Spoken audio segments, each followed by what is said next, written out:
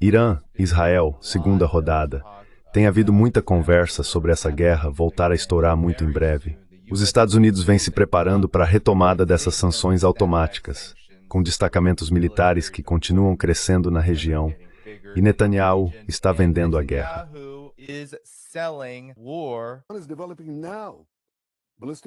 Está se desenvolvendo agora mísseis balísticos intercontinentais com alcance de 8.000 quilômetros. O que isso significa? Some mais 3.000 quilômetros, e eles terão sob suas armas atômicas Nova York, Washington, Boston e Miami.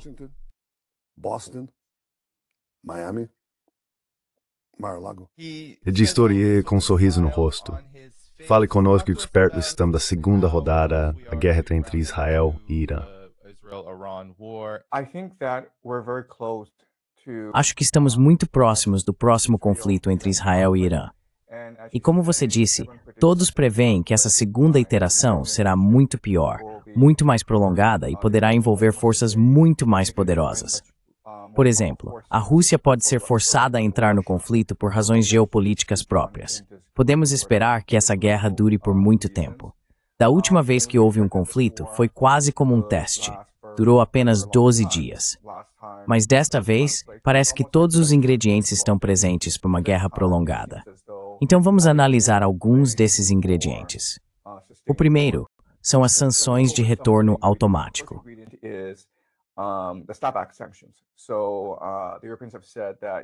Então, os europeus disseram: fizemos o possível para chegar a um compromisso com os iranianos, mas eles são recalcitrantes, teimosos, se recusam a abandonar seu programa de testes nucleares e, portanto, somos obrigados a impor sanções.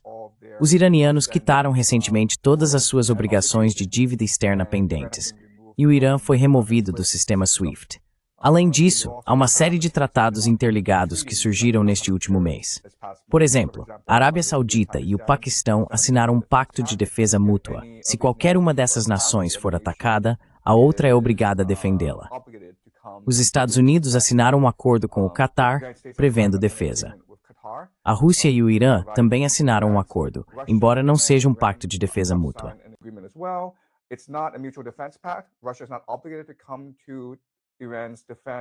A Rússia não é obrigada a defender o Irã se ele for atacado, mas fornecerá outras formas de apoio.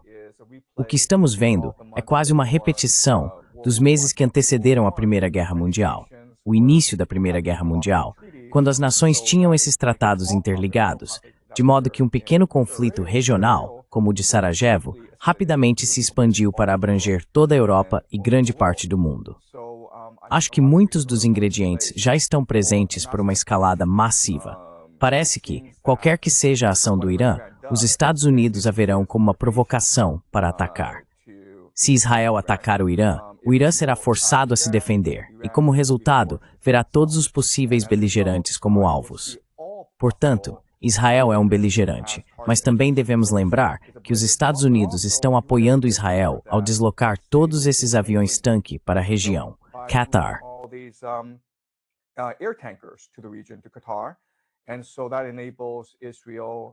E isso permite que Israel realize ataques de longa distância contra o Irã. Os Estados Unidos estão ativamente apoiando Israel e, portanto, o Irã sente-se justificado em atacar bases americanas na região. Mas se fizer isso, acabará envolvendo os Estados Unidos na guerra. Se for forçado, o Irã fechará o Estreito de Hormuz. Se o Estreito de Hormuz for fechado, isso causará um enorme prejuízo a toda a economia global. A maior parte do leste asiático depende do Estreito de Hormuz para obter petróleo. Portanto, se o Estreito de Hormuz for fechado, os Estados Unidos podem ser obrigados a enviar tropas terrestres para garantir sua segurança. E se isso acontecer, será basicamente a Terceira Guerra Mundial. Os Estados Unidos já estão totalmente comprometidos. Agora precisam ir até o fim, porque há tropas terrestres na região. Não podem simplesmente se retirar.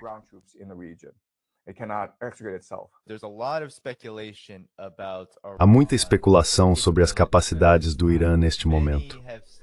Muitos dizem que o Irã está mais fraco, que sofreu muitos danos durante a Guerra de 12 dias e que não está em posição de revidar no momento. Mas o Irã está dizendo algo diferente. O comandante da Força Aeroespacial do Corpo da Guarda Revolucionária Islâmica afirmou que eles se recuperaram da guerra de 12 dias e estão prontos para responder com um novo ataque. O Irã também disse que não está claro se serão eles os obrigados a revidar. Eles podem, na verdade, atacar primeiro se se sentirem compelidos a isso.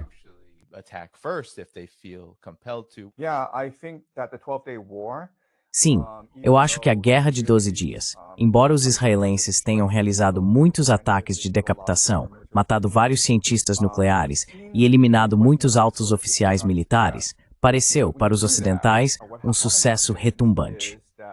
Mas quando se faz isso, o que frequentemente acontece é que a população se une em torno do regime, porque todos se sentem ameaçados. Além disso, devo dizer que ao remover parte da liderança sênior, isso pode, na verdade, tornar as Forças Armadas mais vibrantes e dinâmicas. A razão é que isso permite que indivíduos mais vigorosos e criativos ascendam dentro do sistema. Ao eliminar toda a burocracia engessada, abre-se espaço para a inovação.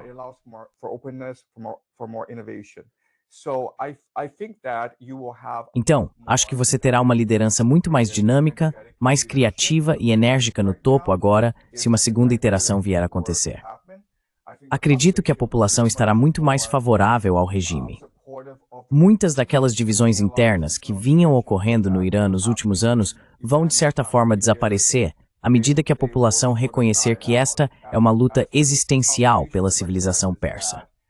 Os Estados Unidos e Israel, eles estão vindo para destruir a sua civilização. Eles não estão aqui para mudar o regime, não estão aqui para impor um sistema democrático, estão aqui para fazer o que fizeram no Iraque, na Líbia e na Síria, que é destruir a sua civilização. Portanto, acredito que o povo está muito mais unido, mais enérgico e mais coeso do que antes.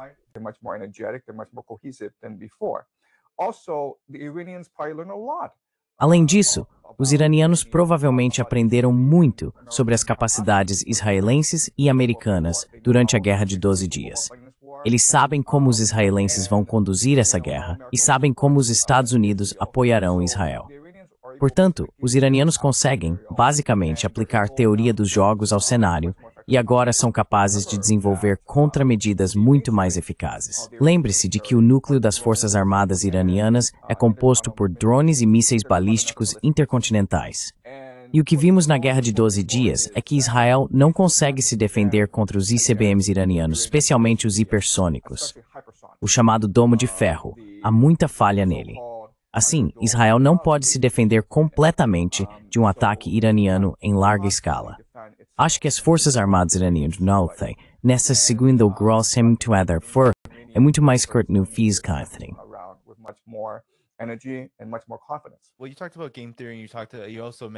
Bem, você falou sobre teoria dos jogos. Você também mencionou anteriormente a Terceira Guerra Mundial e outros sendo arrastados para esse conflito. A Universidade Brown acabou de divulgar que os Estados Unidos gastaram 33 bilhões de dólares nas guerras da Ásia Ocidental, Oriente Médio, em nome de Israel desde 7 de outubro de 2023. Você vê essa região, você vê o Irã sendo alvo como o catalisador da Terceira Guerra Mundial? E como isso se pareceria? Porque isso pode acontecer a qualquer momento. Alguns dizem que veremos esse ataque em outubro, outros dizem que vai acontecer até o final de 2025. Parece haver desespero suficiente aqui por parte do Ocidente, dos Estados Unidos e de Israel, para que isso tenha algum respaldo.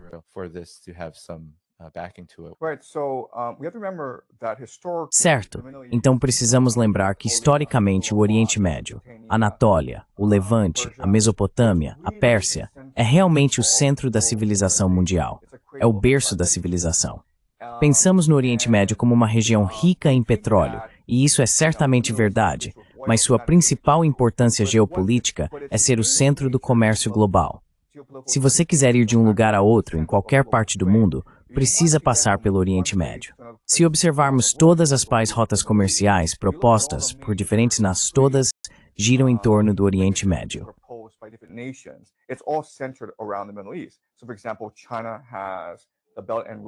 Então, por exemplo, a China tem a iniciativa do Cinturão e Rota, e o Irã desempenha um papel muito importante nisso. Depois há o corredor norte-sul da Rússia, que também passa pelo Irã. Os europeus têm o que às vezes é chamado de IMEC, o corredor Índia-Oriente Médio-Europa. Como você pode ver, na Eurásia, especialmente na Eurásia, o Irã está no centro do mundo. Quem controla o Irã, controla todo o continente eurasiático. E como mencionei, Westminster aumenta o estranhamento estratégico, porque perspectivas de ver, its perspectiva for strength forever custerits neita. Very narrow passage controlled by Iran. If Iran were to cut off the oil supply, Se o Irã cortasse o fornecimento de petróleo, então as economias do leste asiático, China, Japão, Sudeste Asiático, sofreriam enormemente. Então não vejo como, se surgir um conflito no Oriente Médio entre Israel, os Estados Unidos e o Irã, isso não acabaria envolvendo o mundo inteiro. Esse é o dilema que o mundo enfrenta. O centro do mundo está no Oriente Médio. Se um conflito eclodir ali, o comércio global e o fornecimento mundial de petróleo serão gravemente prejudicados. E o mundo acabará sendo envolvido de alguma forma, seja militarmente, politicamente ou economicamente. militarily, politically, or economically. Sim, cerca de 90% do petróleo do Irã vai para a China para ajudar a desenvolver as rotas comerciais da iniciativa do Cinturão e Rota que você acabou de mencionar. E claro, com a Rússia, houve muita discussão sobre a queda da Síria e como aquela foi uma situação muito confusa para muitos espectadores aqui. Por que a Rússia recuou? Por que a Síria não reagiu? Mas essa situação parece ser bem diferente, professor Zhang, porque o Irã, como você disse, é um ator fundamental no desenvolvimento dessa ordem quase pós-Ocidente, pós-civilização ocidental. Fale sobre isso, porque Israel está no centro de tudo. Quero dizer, Israel está criando todo esse caos.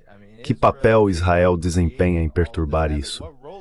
E por que Israel tem carta branca para fazer tudo isso, inclusive iniciar uma guerra que pode levar a uma situação semelhante à opção sanção, como uma com o Irã?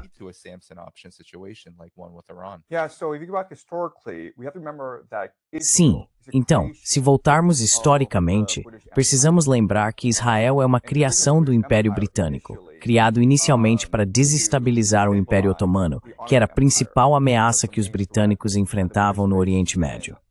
Hoje, Israel se tornou o pitbull dos Estados Unidos. É basicamente uma ferramenta da política externa americana. E essa política é desestabilizar o Oriente Médio. Porque se você desestabiliza o Oriente Médio, desestabiliza todo o continente euroasiático. Tenho certeza de que seus espectadores entendem algo chamado de tese de Mackinder. O argumento dele é que a Grã-Bretanha é, antes de tudo, uma potência naval, não é uma potência terrestre.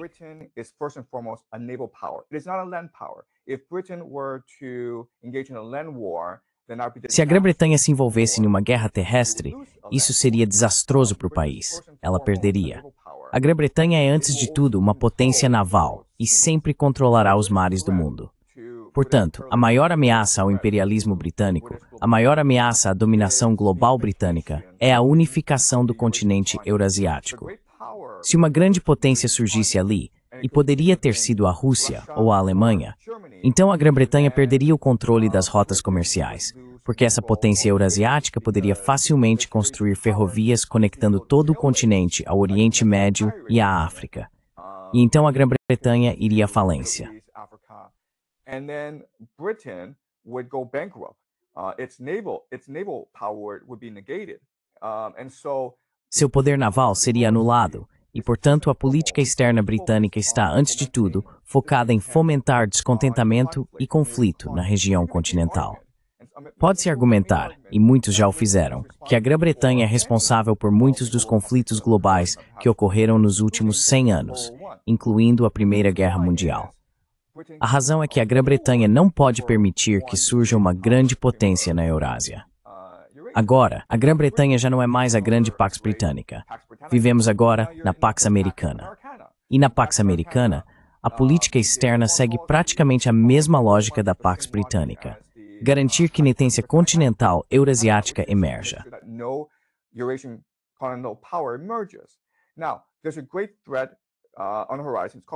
Agora, há uma grande ameaça no horizonte. Chama-se BRICS.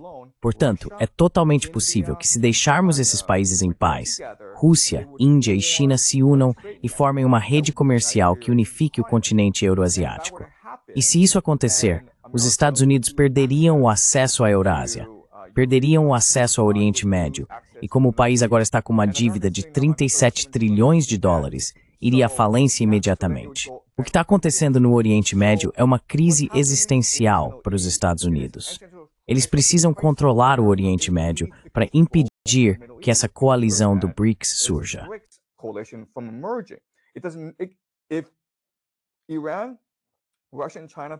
Irã, Rússia e China se tornaram grandes aliados e conseguiram comercializar pacificamente, o que traria uma prosperidade tremenda para a região e para o continente. Isso destruiria o Império Americano, levaria os Estados Unidos à falência. Provavelmente forçaria o país a uma guerra civil. Portanto, precisamos lembrar, antes de tudo, que Israel é o pitbull da América. Nada acontece sem a aprovação americana. Se Israel atacasse o Irã nos próximos dias ou semanas, seria porque os Estados Unidos temem um conflito no Oriente Médio. Isso é algo que devemos ter em mente.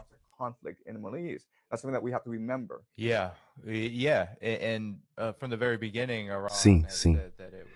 E desde o início, o Irã afirmou que não estava necessariamente se preparando para uma guerra, não apenas para lutar contra Israel, mas que já estava lutando e se preparando para uma com os Estados Unidos. Mas há algo que me deixa curioso sobre o que você pensa disso, professor Jiang, porque a forma como estamos recebendo informações sobre o papel de Israel em provocar essa possível terceira guerra mundial, essa situação nuclear com o Irã, é por meio de intermediários como Netanyahu, que são muito orgulhosos de Israel, que quase falam de Israel como a segunda vinda do Império dos Estados Unidos. Aqui está novamente Netanyahu, no programa de Ben Shapiro, falando sobre o quanto os Estados Unidos precisam de Israel.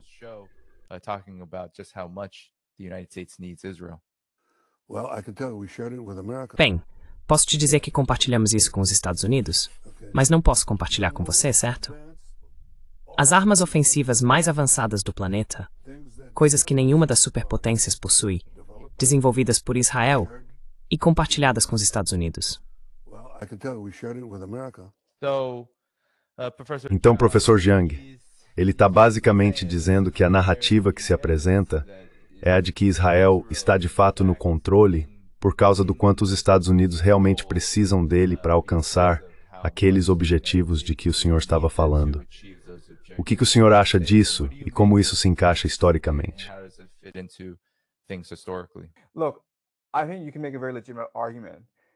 Olha, eu acho que dá para fazer um argumento muito legítimo de que Israel tem bastante controle sobre o aparato político americano. Sabe, o AIPAC é o segundo lobby mais poderoso dos Estados Unidos. Só a AARP dos aposentados é mais poderosa que o AIPAC. Também lembramos que há milhões, dezenas de milhões de aposentados na América. E o AIPAC é uma organização muito pequena. Simplesmente não há tantos judeus americanos assim. Mesmo assim, o AIPAC tem acesso direto à Casa Branca. Não importa quem esteja na Casa Branca, o AIPAC consegue exercer uma influência enorme. Parece que a mídia e o setor financeiro estão sob controle de interesses sionistas. Então, sim, dá para argumentar de forma bastante legítima que Israel controla o aparato político americano.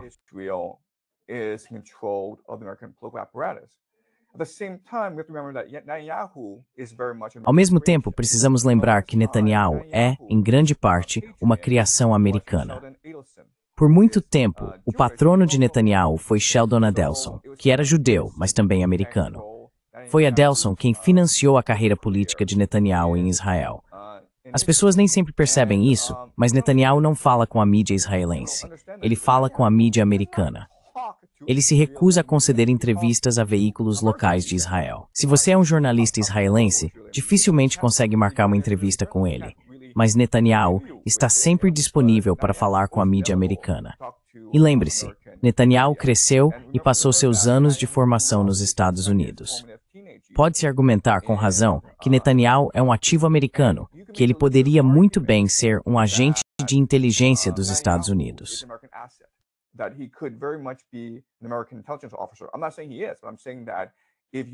Não estou dizendo que ele seja, mas estou dizendo que, se você fizesse essa suposição e encontrasse evidências para apoiar essa afirmação, poderia encontrar muitas evidências. Então, Acho que o Netanyahu vir a público e dizer que, sabe, nós, Israel, controlamos os Estados Unidos. O principal motivo disso é que esses impérios não gostam de ser vistos como agressores. Se você voltar à época do Império Romano, o Império Romano começou todas essas guerras ao redor do mundo. Eles basicamente incendiaram Cartago sem motivo aparente. Mas, se você voltar e olhar para a história deles, eles sempre apresentavam isso como se tivessem sido provocados a entrar em guerra, como se fossem amantes da paz, mas forçados pelas circunstâncias, porque estavam sendo ameaçados, porque o lado oposto os ameaçava. Eles não tinham outra escolha a não ser ir à guerra.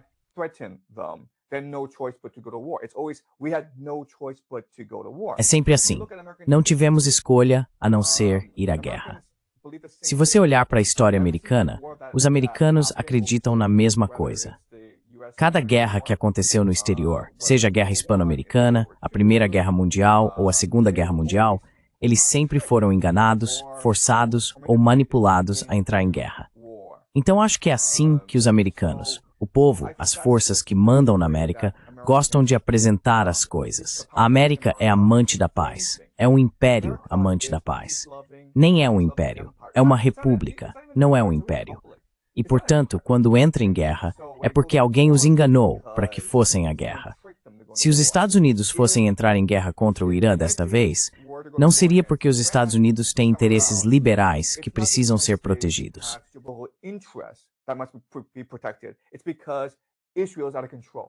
É porque Israel está fora de controle e Israel controla os Estados Unidos. Ou porque o Irã lançou um míssil balístico contra uma base aérea no Catar, ou por causa dos interesses americanos no exterior. Eles sempre precisam de um pretexto, e Israel fornece o pretexto perfeito.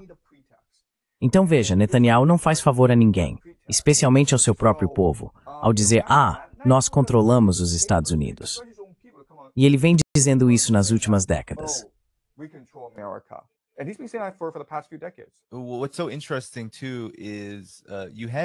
O que também é interessante é que Israel atacou o Catar e tentou eliminar os negociadores do Hamas antes que o chamado plano de paz de Trump fosse colocado sobre a mesa.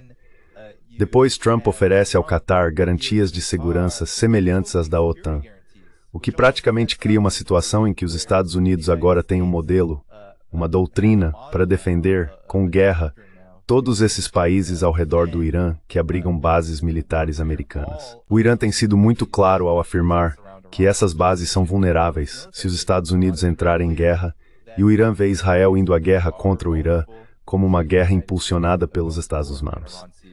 Então, o que você acha disso? Como você vê essa situação?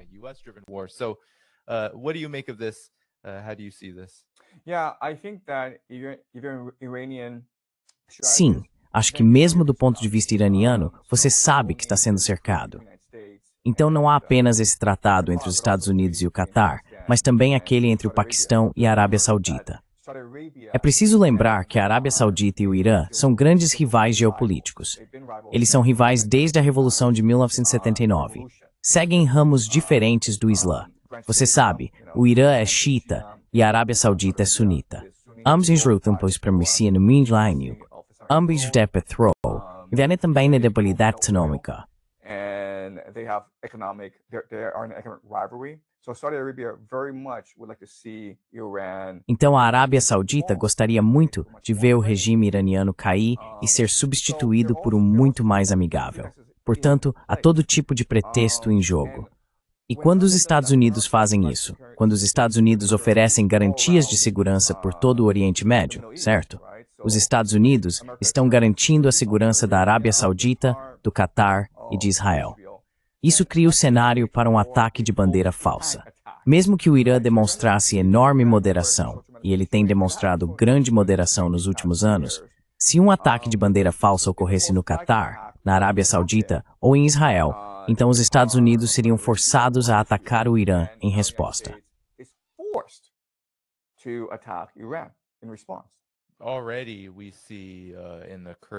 Já podemos ver na região do Kurdistão, naquela parte da fronteira do Irã com o Paquistão, acredito que seja ali, forças militares iranianas foram mortas. E isso aconteceu apenas nas horas e dias em que estamos conversando aqui. Então, foi assim que tudo começou, certo, professor Zhang? Começou com um ataque surpresa que, na verdade, foi realizado dentro do Irã. E até hoje a mídia israelense, acredito que tenha sido o Haaretz, publicou recentemente um artigo falando sobre como Israel está, Mever, tomou ponto de influência dentro do Irã para tentar uma mudança de regime. To try to conduct regime change. Look, right now in the Middle East, it's a lake of gasoline. Olha, neste momento, o Oriente Médio é um lago de gasolina. Tudo o que é preciso é uma pequena faísca para incendiar toda a região. As alianças já foram traçadas, todos estão prontos para a guerra, todos só estão esperando o pavio ser aceso. E eu acho que isso vai acontecer muito, muito em breve. Agora, quanto ao momento em que isso vai acontecer, o que é interessante lembrarmos é que para os israelenses e para os americanos, isso não é apenas uma rivalidade geopolítica, é também uma guerra escatológica. O que quero dizer com isso, e é muito importante que seus espectadores entendam, é que existem elementos religiosos extremistas, tanto nas Forças Armadas israelenses quanto no aparato de segurança nacional americano, que veem uma guerra no Oriente Médio, uma terceira guerra mundial, como o cumprimento de uma profecia bíblica, o fim do mundo, para que ele seja renovado.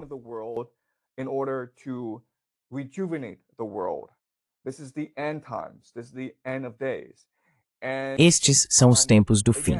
Este é o fim dos dias.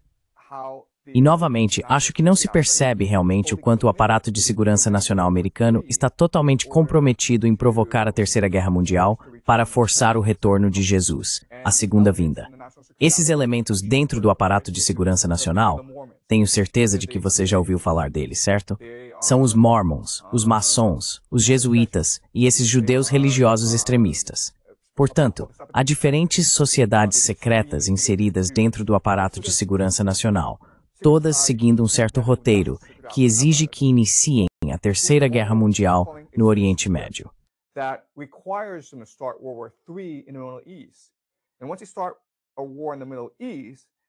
E assim que eles iniciarem uma guerra no Oriente Médio, poderão cumprir suas diferentes profecias, que incluem a criação de um governo mundial, o retorno de Jesus e a chegada do Messias judeu. Acho que as pessoas não percebem realmente os elementos escatológicos, os elementos religiosos extremos que estão por trás desse conflito no Oriente Médio. Mas menciono isso porque há quase uma ansiedade, uma pressa em começar essa guerra o mais rápido possível. Sabe, Reci.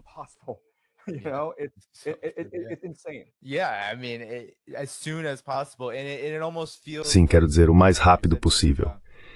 E quase parece que, como você disse, professor Jiang, há essa tensão acumulada que não se trata apenas das realidades no terreno, mas também de, quero dizer, agora temos um secretário de defesa da guerra, Pete Hanks, que é um cruzado, ele se autodenomina um cruzado.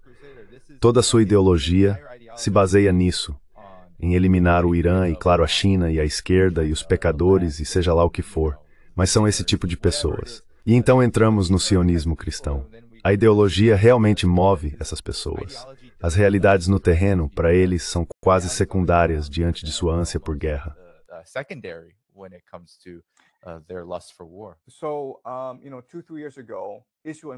Então, há 2 ou 3 anos, Israel importou 5 novilhas vermelhas do Texas. Essas 5 novilhas foram geneticamente modificadas para serem perfeitas. O motivo é que a Bíblia diz que é necessário sacrificar uma novilha vermelha para consagrar o terreno onde será construído o templo. Isso significa que os fanáticos religiosos mais extremistas em Israel querem construir o terceiro templo. Isso é problemático, porque eles querem construí-lo sobre a Mesquita de Al-Aqsa, que é o terceiro local mais sagrado do mundo islâmico.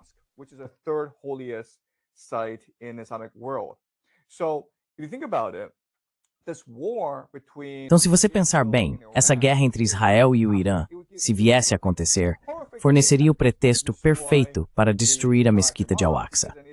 Porque então Israel poderia dizer, ops, desculpe, um míssil balístico atingiu Jerusalém e destruiu a Mesquita de Al-Aqsa. Mas tudo bem, nós apenas construiremos um terceiro templo. E lembre-se, se isso acontecesse, se a Mesquita de Al-Aqsa fosse destruída, então 1 bilhão de muçulmanos ao redor do mundo se sentiriam religiosamente obrigados a buscar algum tipo de vingança. Uma catástrofe inimaginável neste momento.